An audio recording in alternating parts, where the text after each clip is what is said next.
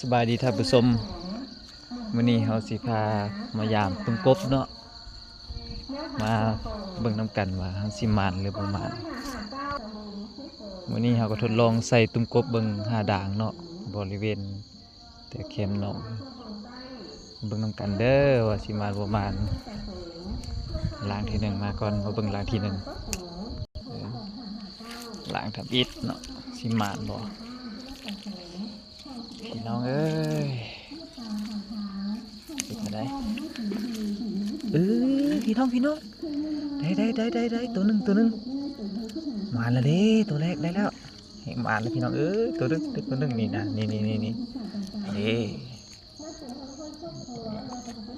ล้วไอ้เนาะเบิ่งด่างที่2ต่อสิหมานบ่พี่น้องเอ้ยดูกันเด้อเบิ่งด่างที่2มีบ่มาแล้วพี่น้องมันด่างที่2ได้แล้วพี่น้องตัวบางใหญ่พี่น้องมันกบพี่น้องมาด่างที่3ได้บาทนี่ได้มาเบิดพร้อมกันเด้อพี่น้องเด้อว่าเฮาสิมานบ่ด่างที่3เป็นอะไร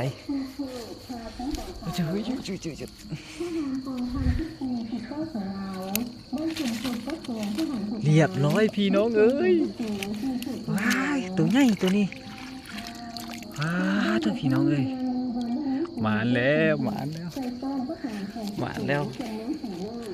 คุณดังนั้นไปอีกคุณนี่มันพี่น้องเอ้ยมาพี่น้องด่างที่4เด้อด่างที่4มาเบิ่งนำกัน